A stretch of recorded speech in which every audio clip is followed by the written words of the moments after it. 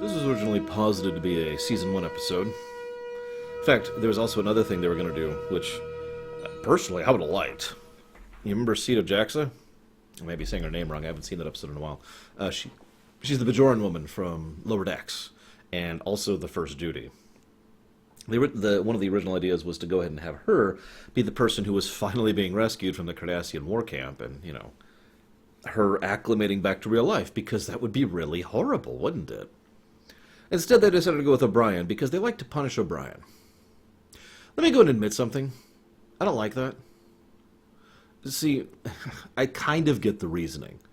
O'Brien is a very likable, relatable, down-to-earth, grounded character. He's probably my second favorite character in Star Trek. He's way up there, is what I'm trying to say. And so you hurt someone you care about, right? Because that way they feel it. But I gotta be honest, several of the Screw O'Brien episodes, especially in the first 4 seasons here, or 5 seasons, because they actually did this next year as well, they feel a little bit like, well, we have to do it because it's O'Brien. Like, we have to screw him over because it's O'Brien. And it's not like the actor who plays O'Brien can't really nail the role. And it's not like he can't do a good job with it. It's not like it's not effective. It's just, it feels a little bit rote after the first couple of times. You know what I mean? And it loses some of its impact as a consequence. I also have a feeling, well, I suppose this is a matter of preferences when it comes to fiction, but I don't think suffering is the only thing that needs to happen in my fiction. You know what I mean? Anyways. They actually had a real-life family counselor and psychotherapist, I can't remember her name right now, please forgive me, serve as an unofficial consultant on this episode, which is why a lot of it is a little more accurate than I am comfortable with. I also have to mention that Margot Rose was in this episode, which is hilarious. Some of you may not recognize this, but she played Aline over in Inner Light, where she played a woman who was involved with someone's memory being shoved, blah, blah, blah. And it's just weird parallel there. Anyways. So, where do I begin? I hate this episode. Let me just start with that. This isn't a lamentation, not by a long shot. But I hate this episode. In fact, if not for this series of Ruminations, I would not have rewatched this. This episode is just cruelty. That's it. Like, it doesn't have any greater message. There's no themes. It's an excellent character piece. Like I said, the actor who plays Ryan is excellent. And, it's not like suffering and tragedy isn't something that I could get behind when it comes to fiction, but it serves no purpose. He was completely innocent of any wrongdoing, was accused as a consequence, had his life effectively destroyed for basically no reason. Oh, and the punishment was incredibly out of proportion to what he was even being accused of, never mind the fact that he was, again, I want to re-stress this part, innocent. And then he gets back to his life, and it turns out that the punishment just kind of keeps going with him, because that's how that works. Funny thing, though, for all of the horribleness of the sentence, the episode seems to slant it as though what's really bothering him is the fact that he killed, oh god, I can't think of his name, Ichar. Like, huh? 20 years, that's what I would be focused on. Do you know how long 20 years is? Because I do. I was a teenager 20 years ago. Anyways. So, whatever. And then there comes to a part of the episode that pisses me off. See, this is actually something I've talked about many times before. Star Trek has pretty advanced technology and access to a huge number of resources. That means that it's more difficult for the writers to challenge the characters. I've talked about this so many times when it comes to Star Trek. So apparently they just can't block his memories of that event. Somehow. Now, their workaround is that they're real memories. In other words, that a program was feeding him stuff rapid fire, generating actual memory. Okay, that makes sense. Why can't you get rid of them? You could back in the TNG era. Crusher could. That's come up more than once, actually. So, why do you suddenly lack this capacity? And I know that sounds like a simple thing to comment on, but the entire episode hinges on that fact, that they cannot remove the memory. Now, I know what you're saying. Oh, Laura, you're just being unkind. Yeah, I suppose I am, because this episode does piss me off. But because I never like to criticize without giving my own thoughts on the matter, here's what I would do. If you really wanted to do this, reach the end of the episode, and have Bashir spending the whole episode studying this, trying to isolate them, right? Because the nature of the way the memory engrams were built just wasn't normal, right? And so he's trying to figure out a way to slice out that one portion of his life and nothing else. The precision of it being the problem, not the capacity itself. Because he says in the episode, and this is basically completely contradictory to multiple other Star Trek episodes, the only way to erase that one memory is to erase all the memories, which is bullcrap. So, have it so the whole episode he's trying to fix this. He's trying to find a way. And then, the end of the episode, he discovers it. He's like, okay, I've got it nailed down. I can nail this. And then, as a writer, I'd debate whether O'Brien would actually take the option or not. I'd probably have him take it, if I'm being completely honest. But at least have that be a possibility, rather than just, oh yeah, so now you're going to have to live with 20 years of nightmarish torment memories for the rest of your life. Have fun, goodbye! That's bullcrap. Moving on. Let's see. Another thing, while I'm on the subject. They make a point multiple times that it's not just jail, which is bad enough by itself. But instead, it's a jail, or I guess prison is actually a more accurate term. So it's a prison that is abusive. They don't feed them all the time or regularly. They force them to go through these, decontamination fields. They're screaming periodically in the distance. Enforced sleeping times. Enforced you can't have anything, and including food, of course. Things, all sorts of horrible aspects of it. It is, in short, abuse on top of abuse, which just adds to the whole horribleness thing that I mentioned earlier. Also, I'm sorry. I know that this is from the perspective of an individual, and I know the Federation would never go for that, but why in God's name does the Federation not do anything to the nation, I can't even remember their names right now, that did this to O'Brien? In case you missed that, a foreign nation just wrongfully imprisoned and tortured, yes, tortured O'Brien in a severe and extensive way. And then it was like, all right, you're free, bye. You're not going to do anything about that. No, of course you're not, because you're the Federation. You haven't found your balls yet. It is actually aggravating me that there is zero political fallback for these people doing this. We get a little bit of an implication based on this, how, I'm going to use this word very particularly, how evil these people are. Their statements behind doing this isn't about, decency or trying to have a humane thing. Voyager tried that with Ex Post Facto, I believe was the name of the episode. But no, instead it's just about efficiency. I mean, it's expensive abusing all those prisoners, right? So this way is a lot cheaper.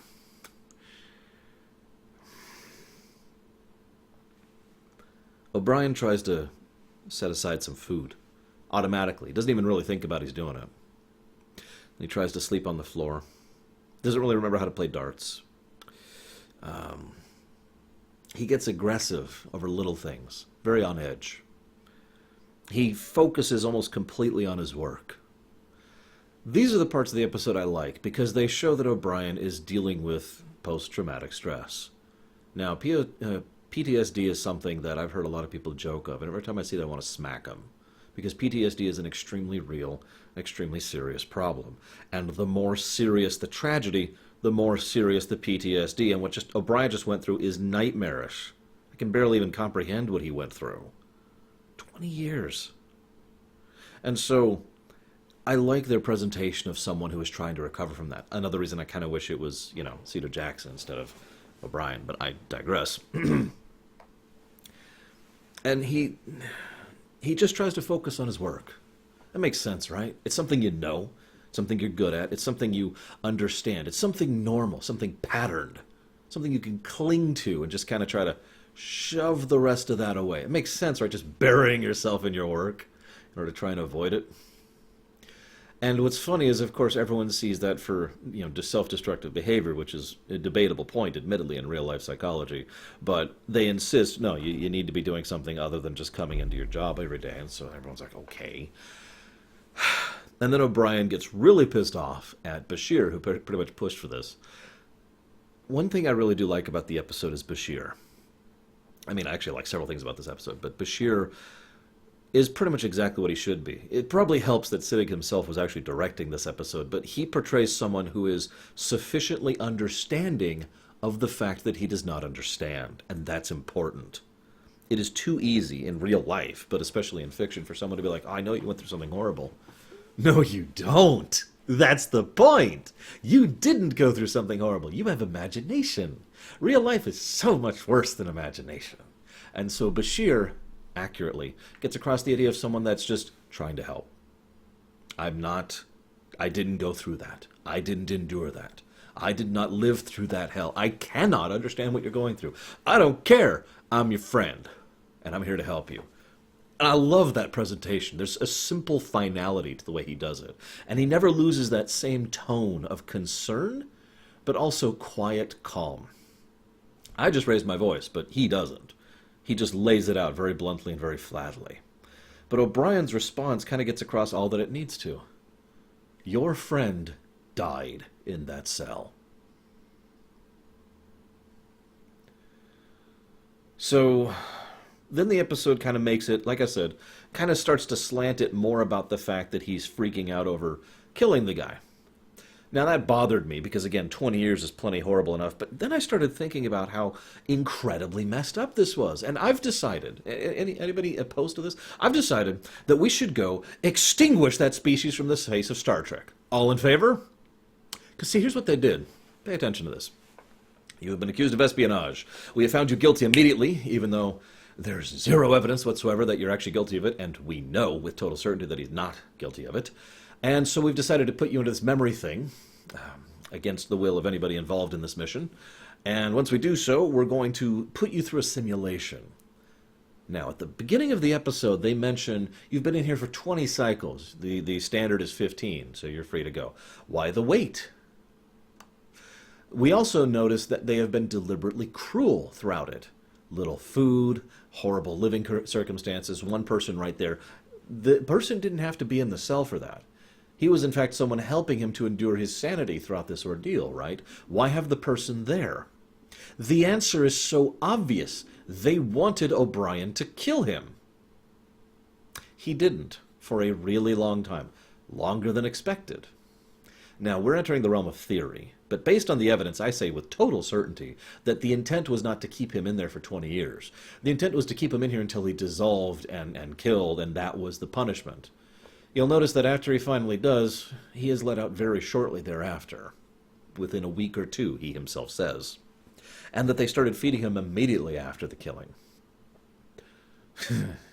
Remember also at the beginning of the episode, they made a point about it's specifically tailored to you and your blah, blah, blah, blah, blah. In other words, your brain, the way you think. In other words, trying to make O'Brien, who is someone who hates killing, kill someone. That's the punishment. Now, I've talked about this before from my perspective. I'm not sure when the episode goes live relative to this episode you're listening to right now. But in the episode... Oh, God, I can't think of the name of it now. It's the first Cardassian episode over on TNG, where O'Brien starts talking about the Cardassian Federation War. In that episode, which I'm looking up right now because, by golly, it's bothering me, I can't think of the name of it. In that episode, O'Brien mentions that he actually had to kill someone. The Wounded, that's it. Season 4, episode 12. O'Brien mentions he had to kill someone, and I stress the way I say that. O'Brien, the guy who plays O'Brien, does a wonderful performance of the fact that it was not a deliberate kill. Even in a military circumstance, while under attack, while defending himself, while defending other people, he still had his phaser on stun. The phaser was knocked out of his hand. Someone else tossed him a phaser. He fired it without thinking. That phaser was set to kill. He was astonished, appalled, and horrified that he just murdered someone, killed someone in self-defense. That bothered him, despite all those mitigating circumstances I mentioned. Now that's important, because that means in the mind of Miles O'Brien, killing someone is something that is just not in him, that he is not a killer. Hence my point about why these people can go sawed off. Because they made him kill. Made. I say that because I have a feeling this punishment would have just kept going on and on and on until he finally did that. 20, 30, 80 years, whatever. Eventually we'll get there. And if we don't, well, whatever. He served a 90-year sentence. I think that's sufficient. You can go now.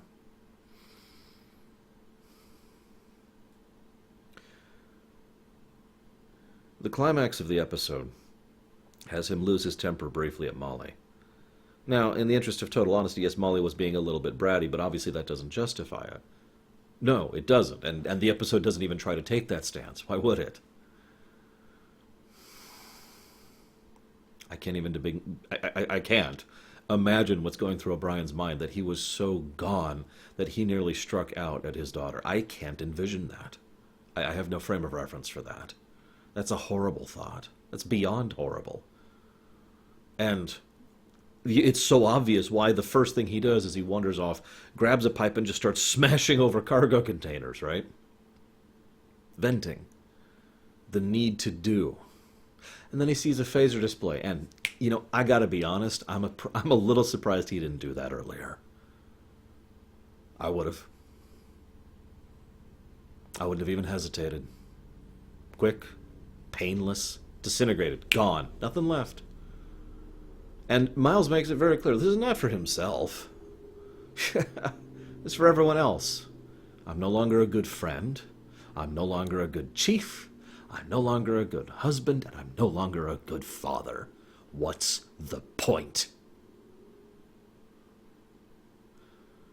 I'm a little irritated that they did a dun-dun-dun during the thing where he put the phaser under his chin. Just commenting on that really quickly. And then Bashir comes in. Again, notice his tone. Very calm, very low, very deliberate. He actually has less emotion in his tone than I am using right now. And he says the truth, really. I think that's part of what pulled O'Brien back over the brink, because, well, he's right. If O'Brien did that, then they would have succeeded in killing an innocent, good man. And you know what? I gotta be honest, I think that was kind of the point in universe. And so the episode ends. No solution. He's just going to have to live with this for the rest of his life. I sure hope they reference this sometime in the future. It would be such a shame if such a drastically life-altering event was never referenced again. But Star Trek never does that, right? I'm sorry for the ranting, guys. I hated this episode, and I'm just being honest about it. I'll see you next time.